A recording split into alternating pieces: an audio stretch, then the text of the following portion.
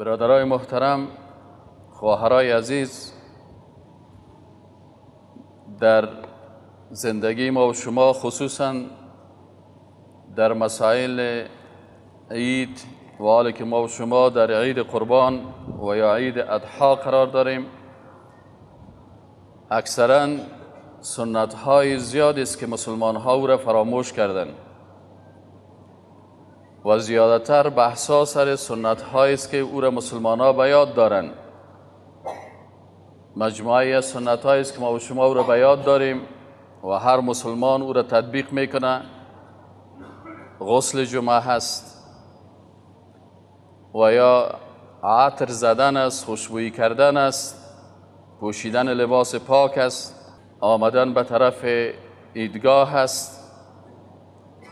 ولی بعضی از سنت ها هست که به اندازه فراموش شده که حتی تطبیق از او سبب کراهیت بعضی ها میشه.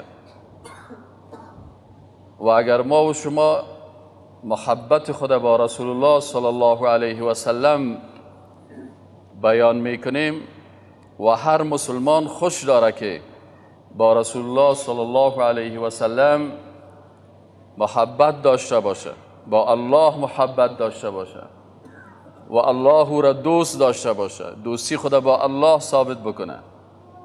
کل ما و شما این آیت قرآن هم میفهمیم که قل ان کنتم تحبون الله، ای رسول الله صلی الله علیه و سلم برای امتت بفهمان، بگو که اگر شما محبت با الله دارین، محبت الله با دیگه قسم چیزها حاصل نمیشه. محبت الله فقط با متابعت رسول الله صلی الله علیه و سلم حاصل میشه. فاتبعونی، الله میگه که محبت ما وقتی برای بنده های ما حاصل میشه که از رسول الله صلی الله علیه و سلم متابعت بکنن. همگی میگه ما متابعت میکنیم، ولی آثار محبت و آثار متابعت دیده نمیشه. پس در هر وقت مجموعه از سنت هایی است که باید انسان او را متابعت بکنه تا محبت خود با الله ثابت بکنه. و محبت الله به اساس این آیت قرآن عظیم الشان، به اساس از این آیت قرآن محبت الله با متابعت از رسول الله صلی الله علیه و سلم حاصل میشه. و حتی کفر و ارتداد از کراهیت از سنت رسول الله صلی الله علیه و سلم حاصل میشه. ذالک بانهم کرهوا ما انزل الله، یک تعداد مرتد و کافر میشن. چرا مرتد شده هست و چرا کافر شده؟ الله میگه ذالک بانهم کرهوا ما انزل الله. وقتی که انسان سنت نفهمید، طریقه مسنونه را نفهمید و سنت هایی که فراموش شده از سوره یاد نداشت، اگر کس را دید که او را تطبیق میکنه باز او بدش میآید، او سنت بدش میآید. مثلا ما و شما در طریقه نماز رسول الله صلی الله علیه و سلم در صفات الصلات در احادیث میخوانیم که نماز رسول الله صلی الله علیه و سلم چه قسم بود؟ نماز رسول الله صلی الله علیه و سلم خشوع و حضور قلبی داشت.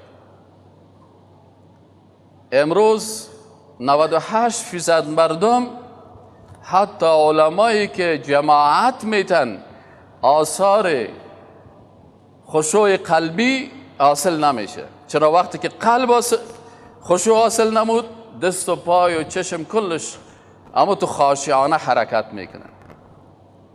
در نماز رسول الله صلی الله علیه و سلم در باب صفت الصلاه در احادیث وقتی که شما بخوانین، میگه اصحاب رسول الله صلی الله علیه و سلم میگه نماز رسول الله صلی الله علیه و سلم اول خو قرائتشان بسیار طویل بود و رسول الله صلی الله علیه و سلم سر هر آیت توقف میکرد، سر هر آیت توقف میکرد و سر هر آیت تدبر میکرد وقتی که به رکوع و سجده میرفت میگن رکوع این رسول الله صلی الله علیه و و قیام رسول الله صلی الله علیه و رکوعشان و بلند شدن از رکوع و سجده رسول الله صلی الله علیه و یعنی شما ببینین رکوع رسول الله صلی الله علیه و رسول الله هم بسیار طویل رکوع میکرده. حتی بعضی از صحابه میگن که ما فکر میکردیم که البته یادش رفته.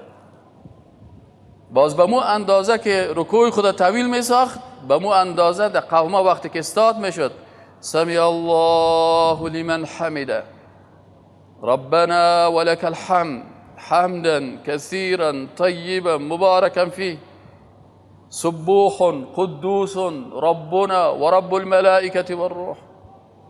باز وقتی که به سجده می رفتن به مو اندازه، حتی گفته که بسیار نزدیک بود که مساوی باشه. وقتی بین دو سجده هم میشیشتن به مو اندازه که سجده میکردن طویل به مو اندازه در بین از اون میشیشتن. حالا در بسیاری جایی که نماز بخوانی مردم این چی قسم نماز است؟ ما 60 سالی قسم نماز نخواندیم. یعنی خودش اعتراف میکنه که 60 سال نماز خوانده، یک رکعتشان به طریقه رسول الله صلی الله علیه و سلم نخوانده.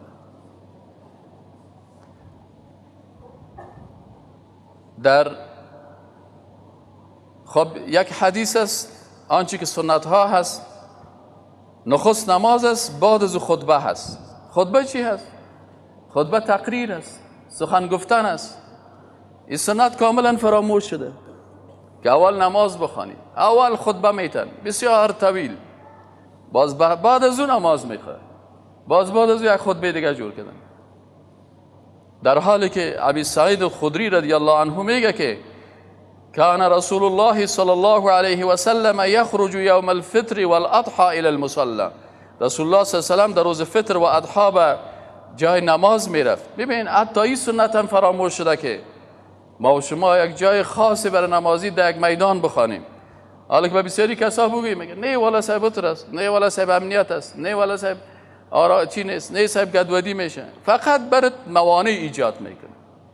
در حال ازی که اگر دمی صاحب پانتون ما و شما را اجازه میداد در روی اولیش نماز میخوانیم سنت تطبیق میشه.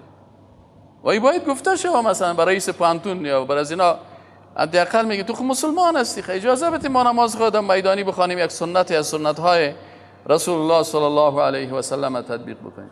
بیایم بریم تا چمن حضوری کل ما نماز ایده بخوانیم تا دشمنای اسلام ببینن که قوت و عظمت مسلمانا را.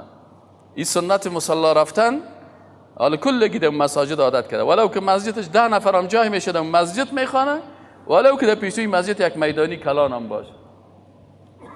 پس رسول الله صلی الله علیه و سلم به مصلی می رفتن. فاول شیء یبدأ به الصلاه، اولین چیزی که رسول الله صلی الله علیه و سلم میکردن نماز بود. رواه البخاری و مسلم و النسائی و الحدیث صحیح. خب دوم سنتی که فراموش شده مخالفت راه است. تطبیق کنین امروز همی حدیثه. از راهی که آمدین خیر سرکی کی طرف آمدی ام دفعه ازی طرف نرو. عن جابر بن عبد الله رضی الله عنه قال كان النبي صلى الله عليه وسلم اذا كان يوم عيد خالف الطريق. وقتی که رسول الله صلی الله علیه و نمازیت میرفت راه خودت تغییر میداد، مثلا از راه عادی پس از راه دیگه باید بری. دیگه سنتی که فراموش شده رفتن به عیدگاه پای پیاده هست. روى الترمذي وابن ماجه عن علي رضي الله عنه قال من السنة أن تخرج إلى العيد ماشيا. حالا موت شده علی رضی الله تعالی عنه میگه و حسنه شیخنا فی صحیح سنن الترمذی. پس رسول الله صلی الله علیه و سلم به نماز عید پای پیاده میرفتن. حالا رواج چی شده که اگه خانهش پالی مسجد هم باشه یا در کیلومتری مسجد هم باشه باید در موتر لکس بالا شو و بیایه. سنت تطبیق که محبتت با الله و رسولش ثابت شوه. تکبیرات است. ولتکبروا الله علی ما هداکم ولعلکم تشکرون. قد ثبت ان النبي صلی الله علیه و سلم كان يخرج يوم الفطر فيكبر حتى يأتي المصلي. میگه رسول الله صلی الله علیه و سلم تکبیر میگفت تا وقتی که به جای نماز به و حتی یقضی الصلاه، و تا وقتی که نماز بخونه. فاذا قضى الصلاه قطع تکبیر، وقتی که نماز خوان باز تکبیر چی میکرد؟ قطع میکرد.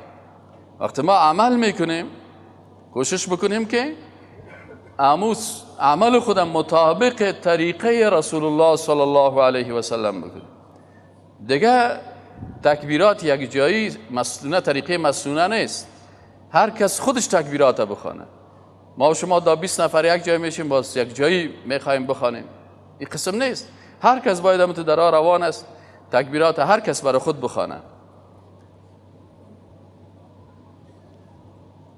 وقتی خواندن نمازی، وقتی سنت فراموش شده، ما و شما که به طریقه رسول الله صلی الله علیه و سلم امروز نمازی ده خواندیم، باز زیاد گپا را میشنویم یا زیاد تفسیرها را میشنویم. حتی کسایی که ما نماز میخونه باز که برآمد غیبت میکنه. ببین سنت رسول الله صلی الله علیه و سلم است. رسول الله صلی الله علیه و سلم چی میگه؟ عن عبدالله ابن بسر صاحب النبي صلی الله علیه و سلم انه خرج مع الناس يوم فطر او اضحى. عبدالله ابن بسر یک صحابی رسول الله صلی الله علیه و سلم بود. این میگه در نماز عید فطر یا اضحی فانکر ابطاء الامام، دید که امام بسیار تال میته، بسیار تال میته در نمازی. تال دادن منظورش نه که نماز صحیح میخونه، ناوقت میخونه، بسیار ناوقت. باش که مردم برسه 8:30 بجه بخوانین، 9 بجه بخوانین.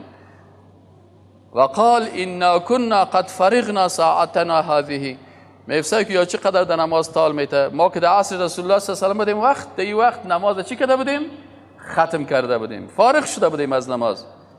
و ذلك حين التسبيح ای وقت النافله، و ذلك اذا مضى وقت الكراهیه، یعنی وقت کراهیت، مجردی که آفتاب میبرامد طلوع میکرد، وقت کراهیت میبرامد، بعد از اینا به مصلا میرفتن و نماز عید میخواندن.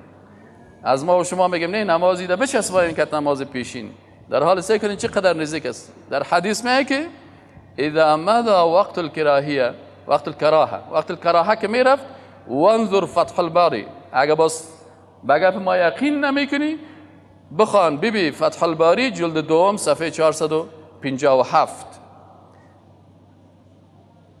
وقال ابن القیم رحمه الله، ابن القیم رحمه الله میگه کان رسول الله صلی الله علیه و سلم یؤخر صلاة عند عید الفطر، نماز عید فطر پیغمبر صلی الله علیه و سلم تال میداد، تأخیر میکرد. و یعجل الاضحى، اما نماز عید اضحی را عجله میکردن. خب اما امروزی سنت هم چی شده؟ این هم فراموش شده. دیگه سنت هایی که فراموش شده، این که در رکعت اول 7 مرتبه تکبیر بگویی و در رکعت دوم 5 مرتبه تکبیر بگویید اول. حدیث رسول الله صلی الله علیه و سلم است. و رفع الیدین نیست. در جایی که رفع الیدین نیست باز رفع الیدین میکنن. باز نمیگه که دم به گوار است، باز نمیگه که منسوخ شده، باز نمیگه که ناروا هست، چرا مطابق مزاجش است. اما در جایی که باز رفع الیدین ثابت است، 118 حدیث امام بخاری در که رساله رفع الیدین ذکر میکنه و میگه که ابوبکر و عمر و کان ابوبکر و عمر و عثمان و علی و مهاجرین و انصار کلشان رفع الیدین میکردن پیش از رکوع و بعد از رکوع رفع الیدین میکردن، او را رد میکنن. اما در نماز عید که باز رفع الیدین نیست، باز اینجا رفع الیدین میکنه. اگر منسوخ است اینجا منسوخ بگیرشه. ببین بعضی اوقات بسیاری کسا مطابق مزاج خود عمل میکنن. اما آنچه پیش ما سند است احادیث صحیحه رسول الله صلی الله علیه و سلم و آنچه که امام ابو حنیفه رحمت الله علیه میگه اذا صح الحدیث فهو مذهبی.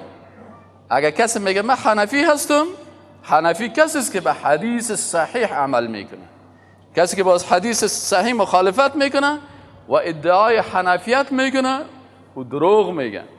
چرا امام صاحب گفته که اذا صح الحدیث وقتی که حدیث صحیح شد فهو مذهبی، مذهب است. و علامه ابن عابدین رحمه الله که از مفتیای بزرگ احناف است و کتابش معتبر است، میگه اگر کسی به حدیث صحیح عمل میکنه ولو که مقلد مذهب باشه، عمل کردنش به حدیث صحیح او را از تقلید نمیکشه. مفتی احناف میگه و پیش ما سندش است، بفرمایین سندش بخوانین اگر زبان عربی را میفهمین. اما بعضی کسا چی است جر بحث میکنه، باز بگی عربی میفهمی که همین کتاب حدیث برات بتم، باز میگه عربی را چی کنم؟ خب عربی را چی کنیم؟ لغت قرآن عربی هست، تو چطور قرآن میفهمی بدون زبان عربی؟ تو چطور قرآن میفهمی وقتی که صرف و نحو و بلاغت یاد نداشته باشی؟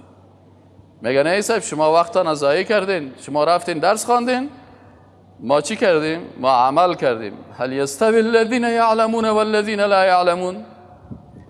اینجا سعی کنین.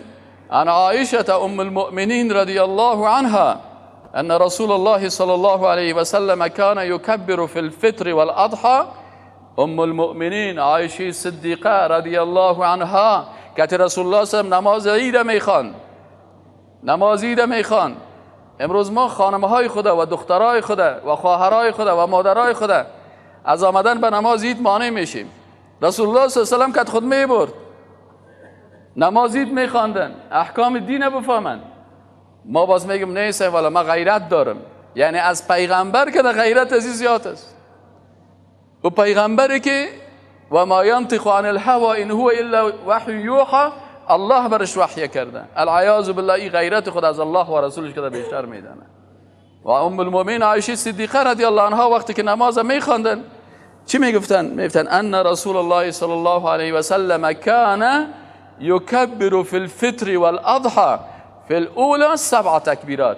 در رکعت اولی 7 تکبیر میگفتن و فی الثانیه 5 و در دوم 5 تکبیر میگفتن. رواه ابو داود و ابن ماجه و احمد و البیحقی و اسناده صحیح.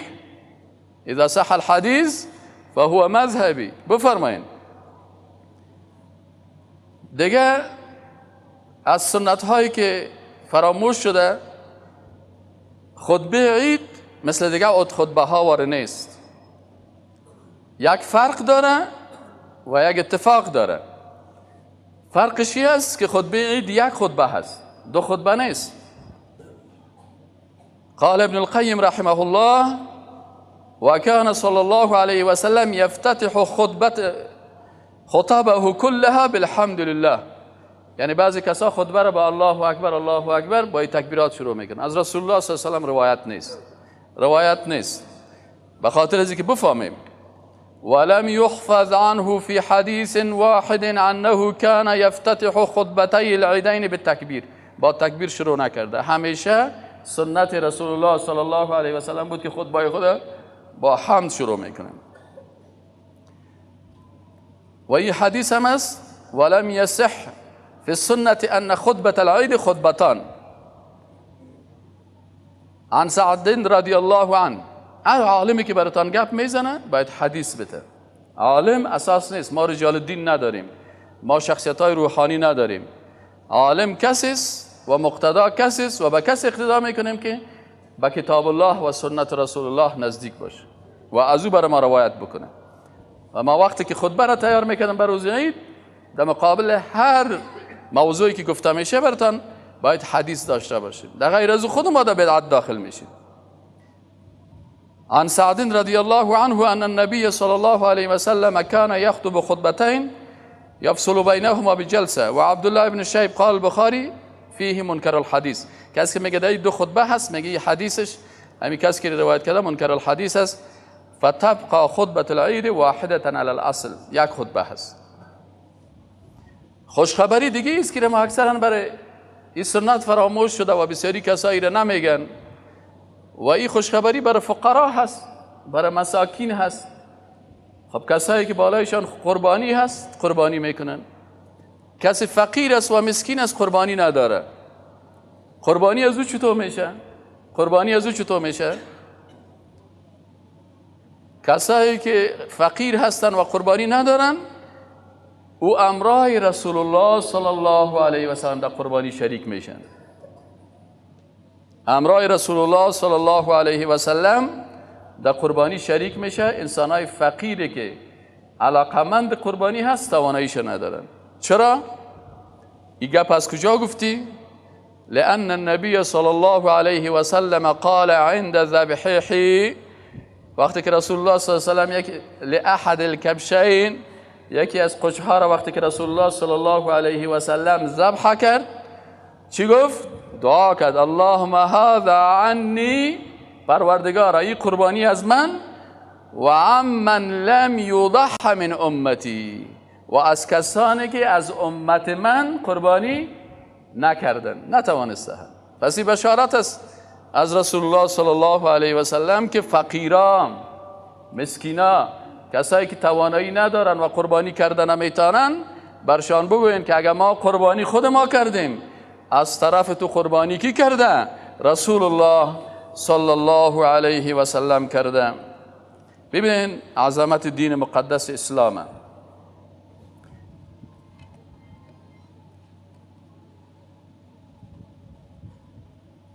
دیگه از سنت هایی که فراموش شده که یک قربانی بر یک خانواده هست. شما یک دانه گوسفند میگیرین، انما الاعمال بالنیات، در نیتتان میگیرین که اینمی حیوانه که من ذبح میکنم از ما، از خانمم، از اولادایم، از بچه‌ایم، دخترایم، مادرم، پدرم، کل اعضای خانواده چی میشن؟ در این داخل میشن. حالا مثلا یک کسی ببینه که قربانی میگیرن، بعضی کسا در روز عید قربان خانم خدا آزرده میسازه، یکی را خوش میسازه، یکی را خفه میسازه. این قربانی از من، این قربانیگه که دیگه از مادرم، مادر اولادا، تو قرار اونجا آرام بشی. اول اختلاف جنگ در بینشان همین میپرته، بازو میگه اگه کمپیر زنده نمی بود عالمی قربانی از من میشه. باز بعضی کسایی که زن پرست است، بازو میگه این قربانیگه که از من، ای از خانمم، مادر خود باز فراموش میکنه. در حالی که اگه سنت بگوی در خانه همی حدیث بخوان، بگو من وقتی که در مسجد رفتم یک دانه عوض 3-4 تا بزای گوسفندای لاغر و بی کیفیت، یک دانه لکس با کیفیت بگی از کل خانوادت، از کلش بشه. و برش بگو که خانم عزیز این قربانیت مبارک باشه، از تو هم شد. مادر جان از تو هم مبارک باشه. و پدرت بگو به تو هم مبارک باشه. و بچه ها و دخترایت بگو بر شما مبارک باشه. این قربانی از کلگی. اینال چرا ما و شما این سنت هم فراموش است؟ فراموش است. دیگه از سنت هایی که فراموش شده سنت آشتی هست. ما و شما میخوانیم که ابراهیم علیه السلام به خاطر رضایت الله خود چی کرد؟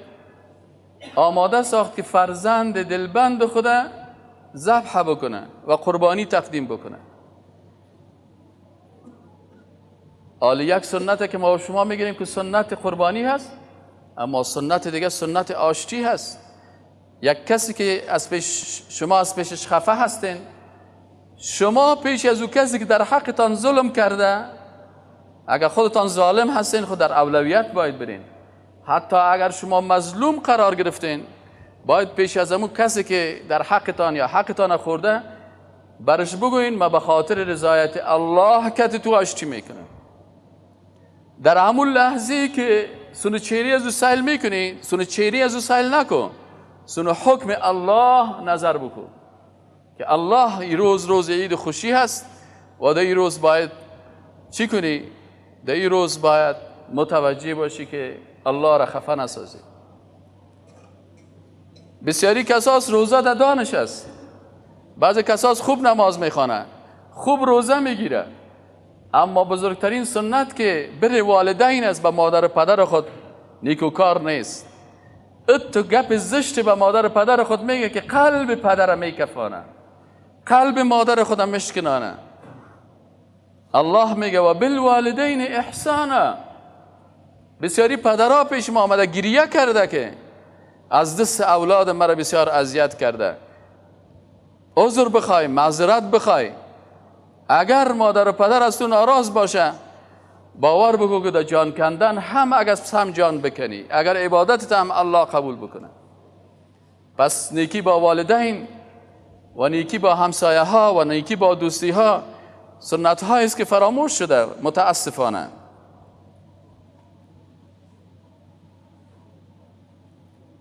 از دیگه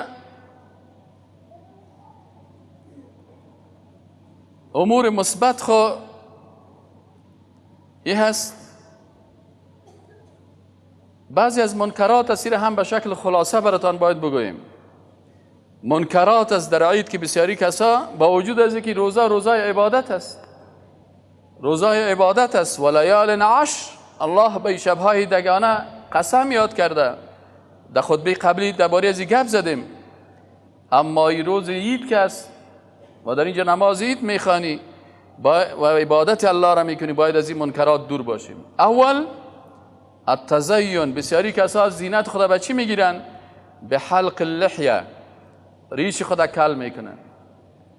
لعن الله المتشبهین من الرجال بالنساء، الله لعنت کرده اون مردایی را که خدا با زنها مشابهت میکنن.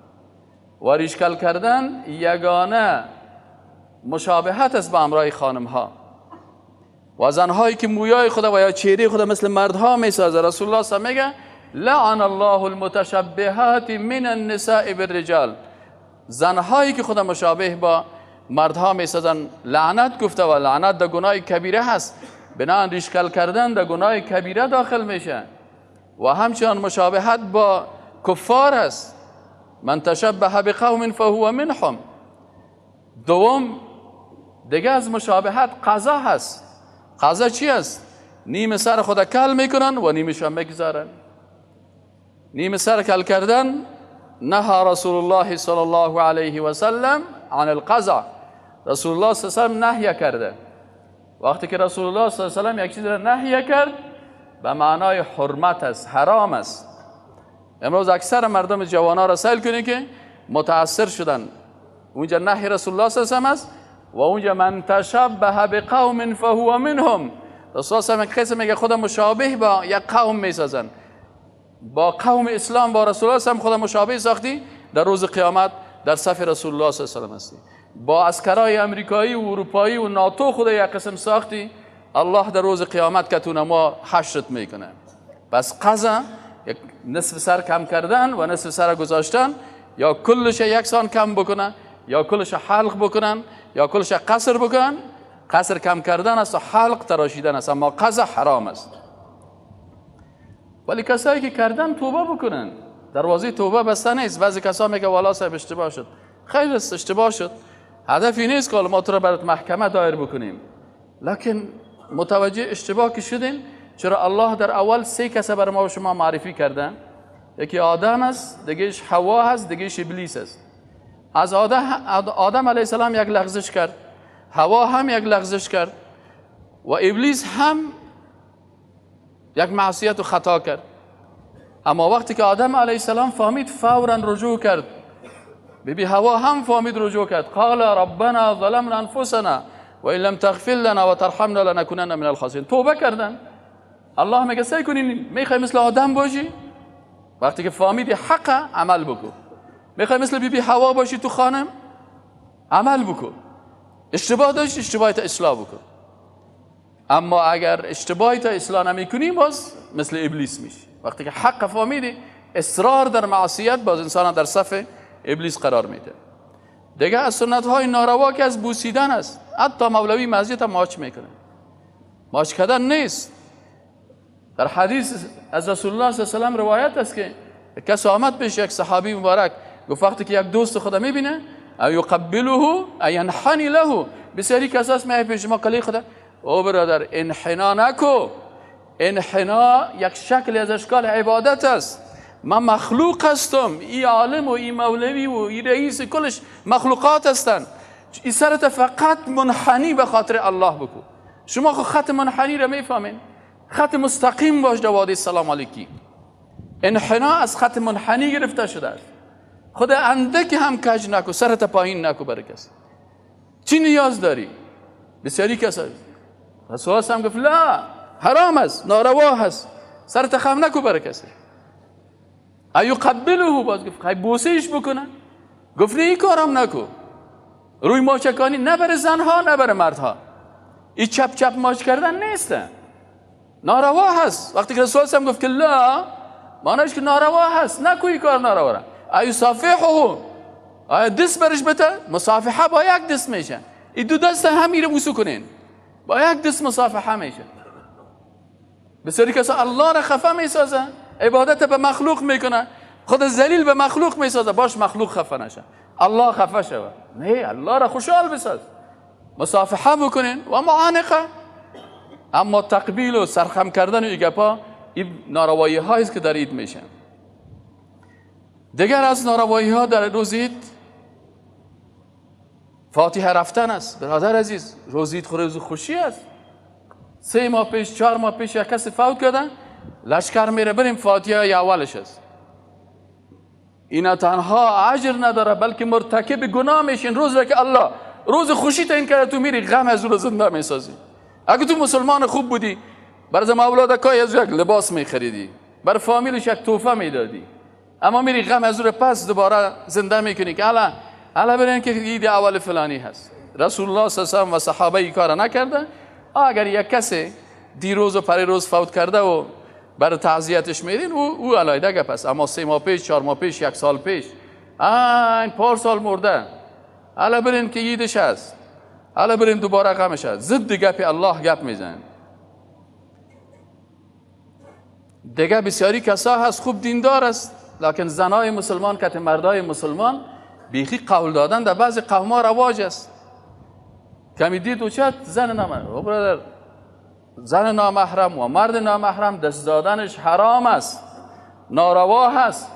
ولا تقربوا الزنا، به زنا نزدیک نشین. یکی از اسباب زنا دست دادن با نامحرم است. خیاشنه، خواهر خانم، قومای خانم، قومای شوهر، حالا بیخی عادی شده. از رسول الله صلی الله علیه و آله یک کسی پرسان کرد که الحمو امی خسرخیل نامحرم یه چطور است؟ گفت الموت، تو بیخی مرگ است. دم لیور ده، لیور سر راست ورکو، بیا لیور می خپکیگی. الله در توایی چه مورکو ولاس ایورم است. این خواهر خانمت است، خواهر خانمت خبرت نامحرم است. پس اینی یکی از بدعت ها و کارهای ناروایی هست که با زنای نامحرم دست میتن. اما مادر و خواهر یا خب محرم هستن. دیگه تشبه با کفار و غربی ها در لباس است. لباس ها را استایل از کجا میگیرن؟ از کافر میگیرن. تشبه حرام است با کافرها، چی در چهره باشه چی در لباس باشه. و بسیاری کسا را ببینی خوب دیندار است، باز برای خانمش کالای پنجابی جور کرده این تا به اینجا که مجرد میشینه تمام اعضای بدنش معلوم میشه. از این خاطر آدم مسلمان حقیقی کسی است که سر خواهر خود غیرت داشته باشه، سر مادر خود غیرت داشته باشه، سر دختر خود غیرت داشته باشه، سر خانم خود غیرت داشته باشه. و روز یک کسی از شاگردا برای ما در صرف گفت امیر رقاصه‌ای که چند روز پیش خواندن کرد در شهر کابل، گفت صاحبی چطور است؟ من گفتم شما چطور کردین؟ والا صاحب کماند دادن و اوکی گفتن و بعد دی اشتراک کردن و چک چک کردن. ما گفتم این زن خود دستای خود دوادی رقصی قسمی میکنه، شیطان پرست است. ما خیر مسلمان حساب نمیکنم. ولی شما چی میگین؟ میگین مسلمان است. آها صاحب مسلمان است. خیلی مسلمان که از گفتم با حساب گپ مخونه میگم که مسلمانی کارا میکنه. شما که میگین مسلمان است، آیت قرآن میگه انما المؤمنون اخوه، مؤمنان خواهر و برادر یکی دیگه هست. کسایی که بر رقص از این حاضر شده بود، این خواهر خود در مقابل کل جهان کفر رقصان. خواهر دینی از خواهر نسبی که در پیش است. اگر خواهرت است تو خواهرت رقصاندی، امروز که بر رقص از او آماده شدی، کافرها میگه که اینمی انسان به خواهر بر رقص سبارز خانم خود میرقصانه، خو این هم خواهرش است، وطندارش است، این هم جز دینش است. انما المؤمنون اخوه، خینمی مانا را میده که تو باید خواهر مسلمانه مثل خواهر خود فکر بکنی. وقتی که تو به او راضی هستی، پس معنایش ازی میشه که به خواهر خود، به مادر خود، به دختر خود، به خانم خود هم راضی هستی که همین قسم پیران از جراب جور کنه و برقصه. بسیاری کسا نمیفهمه. از این خاطر آدم خوب فهمیده. بعضی کسا در روز قیامت میخیزه دمی صف روان از کجاست پیغمبر هستم که زیر بیرقش استاد شوم. ملائکه می از دستش میگیره برو زیر بیرق جورج بوش استاد شو. تو خود پیرو جورج بوش بودی، تو خود دوست جورج بوش بودی، تو خود دوست ترامپ بودی، تو خود دوست یهود و نصارا بودی. برو که تزود صف از اونها استاد شو. وا من چی بدی کردم. برادرها همینجا من گفتم دستان گفتم اگر دوزخ هم میرین، اگر جنت هم میرین با هوشیاری به جنت برین، اگر دوزخ هم میرین با هوشیاری به دوزخ برین. اما با بیعقلی به دوزخ نرو. بیعقلی به دوزخ هست که تو یک کار را میکنی، کار شیطان میکنی، نامت ولی، گر ولی این است لعنت بر ولی. خدا دوست الله فکر میکنه لکن کار شیطان هم میکنه. دیگه از سنت ها از منکرات عید موسیقی ها هست مجرده که برآمدن از نماز عید، باز اول می کسی که از نماز عید برآمده ساز چالان میکنه، در حالی که در حدیث شریف میگه رسول الله صلی الله علیه و سلم لیکونن من امتی اقوام، ای مردم فکرتان باشه که در امت ما یک تعداد قوم ها میاین، یک تعداد علما میاین، یک تعداد مردم های دروغگوی میاین که به نام عالم و مولوی لباس علما را دزدی کردن. چرا؟ یستحلون الحر والحریر والخمر والمعازف. باز میگن زنا پروا نداره، تنها تجاوز جنسی پروا داره، تجاوز نکنه، اگر جور آمد پروا نداره. سیکوب رسول الله هم 14 قرن گفته که در امت ما این قسم مردم پیدا میشه.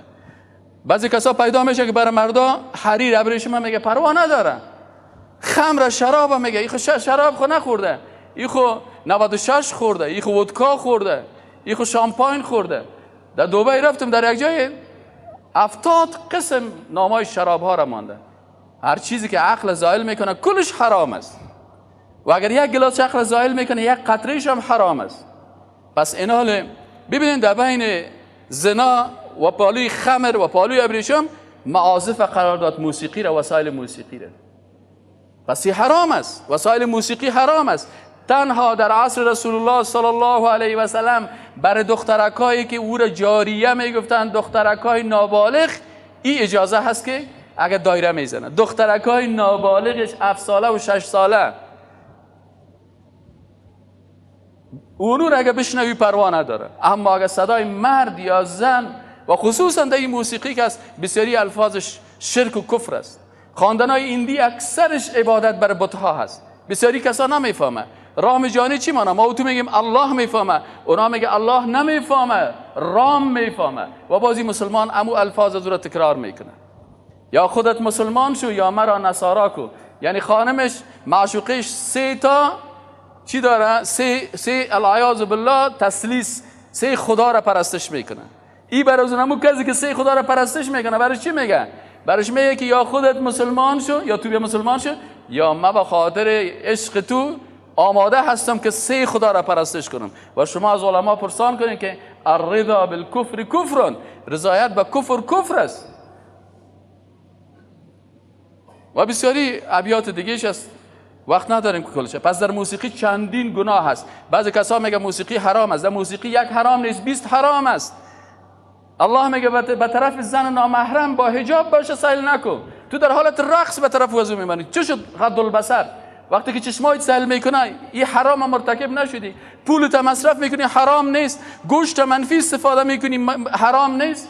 در روز عید لهویاتی که مباح باشه اجازه هست. که 2 ساعت چیشته، 1 ساعت خنده کرده، 1 ساعت که 2 ساعت صحبت کردن اینی. اما این نیست که موسیقی و چیزا هست. و ما در بسیاری گپای خود گفتیم 20 حرام است در بین یک پارچه موسیقی. بسیاری کساس در خانه زنا داخل میشه صاحب از صبح تا شام در بین زنا شیشته. رسول الله میگه ایاکم والدخول علی النساء، زیاد در بین زنها نشینین، در بین ازوان محرم می. و قال رجل من الانصار، میگه اگر انصاری گفت یا رسول الله افرایت الحم، گفت آیا نهیدی خسر خیل، خسر بری آمد که خوارای میشیش. گفت که خسر برا و ایوارو اینیا کستن اقربای زوج، یا چی است؟ گفت الموت و مرگ است. مرگ است برات، مرگ است. اما بسیاری کسا را سعی کنی که در خانه چی که حتی خانم خود کت دخترای خود بیرون کشیده ایدی مبارکی میره، ماشاءالله سرایشان لاج فیشن کدگی آرایش کدگی. دیگه تبرج نساء از همین بی‌ستری خانم ها هست. خواهرای عزیز، کسایی که صدای ما را میشنوین، رسول الله صلی الله علیه و سلم چی میگه؟ صنفان من اهل النار لم اراهما، دو صنف از دوزخی ها ندیده میشونه. یک صنف از دوزخی ها کی هستن؟ همین کسایی از مردای هستن که قمچین در دستشان است.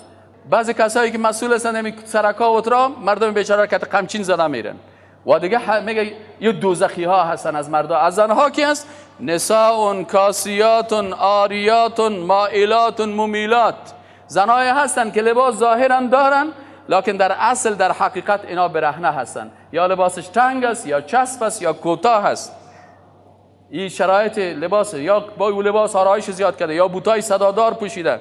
اینا چی است؟ رؤوسهن که اسنمه البخت، میگه سرایشان اینا مثل کوپان شتر واره، مثل که دو دانه لنگیر در کله خود مانده باشه. اینا چی هستن؟ اینا میگن که مائلات هستن، خودشان به طرف مردان میل دارن، ممیلات مردها را به طرف خود جذب میکنن. لا يدخلن الجنه، رسول الله صلی الله علیه و میگه داخل جنت نمیشن. دیگه از بدیها یا منکرات چی است؟ اسراف و تبذیر است.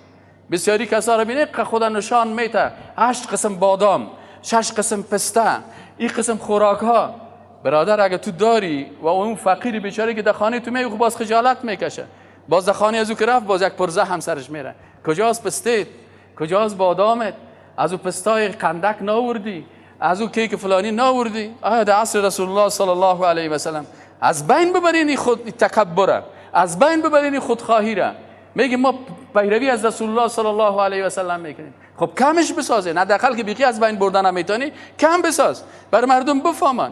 اما پیسه‌ای که تو داری که تو امیر خریدی، امیال کسایی است که شو 20 نفر سر یک قاب دال خورده، 20 نفر سر یک قاب سبزی شیشته. جواب الله را در روز قیامت چی میتی؟ کسایی است که لباس عید نداره، کسایی است که مصرف عید ندارن، کسایی است که 2 ماه ما گوشت نخورده، گوشت هم کلش صاحب کباب کرده برو خورده برو، کلش. حداقل از حالت فقرا خبر داری؟ از حالت مساکین خبر داری؟ از حالت اون مسلمانایی که مستضعف هستن، مسکین هستن، سرشان بمباردمان است، از حالت از اونها خبر داری؟ حداقل از حالت از او هم خود با خبر بساز که در روز قیامت الله باستره در جمله مسلمانای واقعی بکشه. پس بسیاری کسا چرا ولا تسرفوا انه لا يحب المسرفين، سعی که تو میخوای محبت الله را حاصل کنی، الله میگه مسرفین کسایی که در حلال زیاده روی میکنن. مسرف اینجا در حلال است، در حرام کسی که مصرف میکنه او رو تبذیر میگن، یکی اسراف به سین است. در حلال زیاده روی، انه لا يحب المسرفین، کسایی که در حلال زیاده روی میکنن الله اونا را دوست ندارن. چرا؟ متکبر است، خودخواه است. و کسایی که در حرام مصرف میکنن، در موسیقی مصرف میکنن، در روز عید برای خود تلویزیون نو خریده، در روز عید وسایل موسیقی زیادتر میره، در روز عید چیزهای حرام میره، برای خانم خود لباسای چسب میره، خودش مویای خود رفته 500 روپیه داده قضا جور کرده. این چیست؟ ولا تبذر تبذیرا ان المبذرین کان اخوان الشیاطین، کسایی که در حرام پول خود مصرف میکنن برادرای شیطان هستند. دیگه از جمله منکرات عید که است، بسیاری مردم ها سر قبرستان میره. روزی سر قبرستان رفتن نیست، شو جمعه، شو مرده بیچاره نه شو داره نه روز داره. این یک گپ دیگه را نو کشیدن. این حلوای چی است؟ شو مرده است. ماشم خیلی شو زنده چی وقت است؟ بازو را خوبو برو حلوا را بر سر قبر پرتو دیگه که اگه شو مرده است. بازو را پس خودش پخته میکنه خودش میخوره. چیز ما در اسلام به نام شو مرده و شو زنده نداریم. اگر مسلمان مؤمن بود دیندار بود هر شو مرده است. اگر کدام بیدین بود هر شو در کلیش ان شاء الله گرز آتشی خورده میره. هر شو گرز در کلیش از با یلوای تو گرز مرز از سرش شوت نمیشه. و دیگه از منکرات عید که است بی‌تفاوتی فامیلا هست در مورد خانواده، اولاد و خانمش. بسیاری کسا را ببینی قرار خودش میگرده، اولاداش تمام روز مردم اذیت میکنن، پتاقی بازی هست. خوب دیندار هم خودم میگیره، باز جیباش پتاقی پر است. این بچهای خور خوب دیندار خودم میگیره. و بسیاری پدراست در قسمت فامیل خود بی‌تفاوت است. در مقابل خانم خود به تفاوت است، در قسمت دخترای خود به تفاوت است، بسیاری کسا در قسمت زن خود به تفاوت است. میره قرار اینا ملک از نمازید بری قرار اونجا کشتی کج ماندن، خانم از دیگه قرار شیشته. او نصیب، او عید مبارک و عیدت مبارک. وعید یعنی عذابی که ان شاء الله بر تو داده میشه به خاطر بی‌غیرتی. عید مبارک. از این خاطر بوسو کنین این منکرات از بین خانه ها. اولادایتون متوجه باشین، اولادهایی که مثلا در روز عید حرکت های منفی میکنن، بسیاری بچه‌ها رو ببینید دایره دادی سرن در روی سرکام میرقصن، ماشاءالله درست نیست. صدقه عید میشی، در عید خود نماز بخوان، عبادت بکو، اخلاق بکو، مردم باید اذیت نکنی. در عید اینی چیزایی هستند دوستای عزیز که متوجه ازی باشیم و زیادتر متوجه به فقرا و مساکین باشیم. اعوذ بالله من الشیطان الرجیم. بسم الله الرحمن الرحیم. ان الله و ملائکته یصلون علی النبی یا ایها الذين آمنوا صلوا عليه وسلموا تسلیما. اللهم صل على محمد وعلى ال محمد كما صليت على ابراهيم وعلى ال ابراهيم انك حميد مجيد. اللهم بارك على محمد وعلى ال محمد كما باركت على ابراهيم وعلى ال ابراهيم انك حميد مجيد. عباد الله ان الله يأمر بالعدل والاحسان وإيتاء ذي القربى وينهى عن الفحشاء والمنكر والبغي يعظكم لعلكم تذكرون. اللهم انصر الاسلام والمسلمين. اللهم انصر الاسلام والمسلمين. اللهم انصر الاسلام والمسلمين. اللهم انصر المجاهدين في كل مكان. اللهم انصر المجاهدين في كل مكان. اللهم انصر المجاهدين في سوريا وفي العراق وفي فلبين وفي بورما وفي فلسطين وكافة البلاد الإسلامية. اللهم انصرهم نصرا مؤزرا. اللهم انصر عبادك المستضعفين. اللهم انصرهم نصرا مؤزرا. اللهم ربنا آتنا في الدنيا حسنة وفي الآخرة حسنة وقنا عذاب النار. برادرای محترم، در عید که هست، عیدت مبارک و داخل آجیا و غازیا و باشی و گپا یا درست نیست. در عید که هست یاد بگیرین تقبل الله منا و منکم صالح الاعمال. این هم اگرچه نامده، خب بعضی از صحابه وقتی که دیگرها برشان میگفتن اونا هم امیر تایید میکردن و میگفتن یعنی بهترین تحیه همی است که الله از شما و از ما اعمال نیک قبول کنه. همی هست، دعا هست تقبل الله منا و منکم صالح الاعمال. این که حال بعض رواجا برآمده که داخل آجیا باشی و داخل غازیا باشی و این چی اصلا معنایشان معنای درست نیست. الله متعال بر ما و شما توفیق اعمال نیک نصیب بکنه. تقبل الله مني ومنكم صالح الأعمال والسلام عليكم ورحمة الله. يا رسول الله وقدوتنا لن ندع الغرب يدنسنا، لن نرضى أبدا ذلتنا يا رسول الله.